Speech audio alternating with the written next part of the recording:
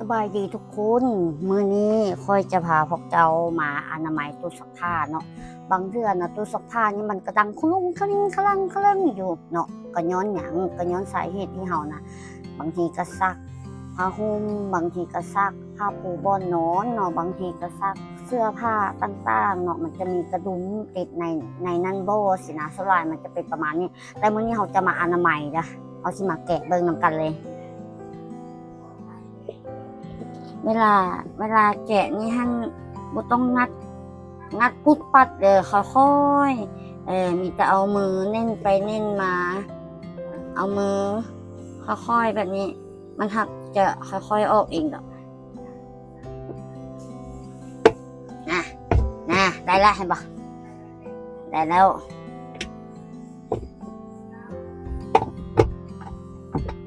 เลยว้าโคตรเปื้อนเลยจุดเจ้าโอ้เปื้อนขนาดนะเบิ่งแต่ฝ่ามันเบิ่งไหมว้าโคตรเปื้อนเลยวันนี้เฮามาหั่นเบิ่งเนาะทางในมันสิเปื้อนส่ำใดเวลาหั่นนะเฮาจับอันนี้มันนี่เด้อเวลาหั่นเฮาจับอันนี้มันคันถ้าเฮาบ่จับแม่นี่มันจะปิ้นไปน้ำเฮากะว่าลมแล้วเฮาก็วางไว้แหละหลังจากเฮาหั่นน็อตแล้วเนาะเปิดน้ำใส่มึงดูมันสิฟูขึ้นมาบ่ลองเปิดน้ำใส่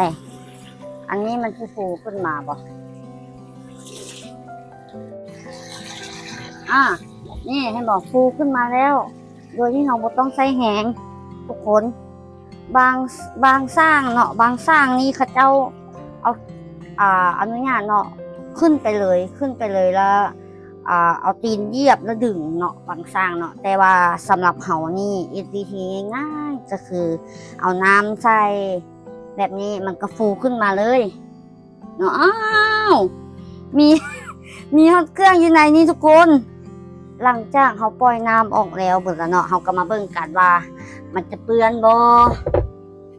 ซ้ำนี้ก็เปื้อนหลายแล้วเนาะทุกคนซ้ำนี้ก็เปื้อนหลายแล้วมาเบิ่งนี่สิ่งที่เขาเปื้อนนี่เด้อ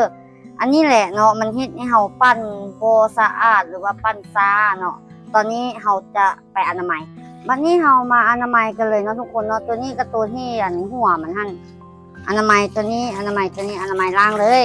แล้วก็คนที่ถูที่ล้างเนาะใครที่มีแปรงยาสีฟันเก่านะมาจี้ใส่ให้ดีนะทุกคนจ้ะแล้วแต่วิธีถูของไผ่ของเราเนาะโอ้ถือว่าเปื้อนหลายไม่เคยเอามาอนามัยจักเทื่อ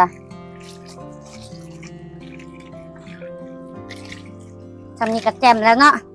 มาวันนี้เราก็ได้ล้างสะอาดไปแล้ววันนี้เรามาประกอบใส่ขืนทุกคนมาประกอบใส่ขืนกับประกอบตามระบบมันคือเก่าทุกคนประกอบตามระบบมันคือเก่าเนาะมากวดเช็คเบิ่งว่าปิ้นได้ปกติบ่มันปิ้นได้ปกติละเราก็เกียมมาหั่นน็อตปกติคือเก่าหั่นไปหั่นแน่นๆเนาะทุกคนเนาะเรียบร้อยแล้วแน่นแล้วเนาะแน่นแล้วเขาก็มาใส่ฝามันคือเก่าเวลาใส่ฝาเนาะทุกคนให้ติดให้สังเกตดูตัวนี้นะมันจะมีหูตัวนี้เนาะแล้วดิเขาก็มีตามนี้แล้วเวลาเขาใส่เนาะให้เอานี้เขายัดเข้าไปในสินะยัดเข้าไปในสิยัดเข้าไปค่อยๆยัดแบบนี้เนาะมันเครื่องแล้วเนาะก็เอาฝ่ามือเน่นเลยนี่เรียบร้อยทุกคนตอนนี้เราก็มาเซอร์เสร็จสมบูรณ์แล้วเนาะทุกคนเนาะเราก็มาเสียบไฟเบิ่งหลังจากเราเสียบไฟแล้วเราก็มาเปิดเบิ่งว่ามันปิ้นได้ปกติบ่แสดงว่ามันปิ้นได้ปกติเนาะทุกคนเนาะสำหรับคลิปนี้ก็จบเพียงเท่านี้ผู้ใดที่บ่อยากไปหาสร้างก็สามารถอนามัยเองได้เลยขอบใจ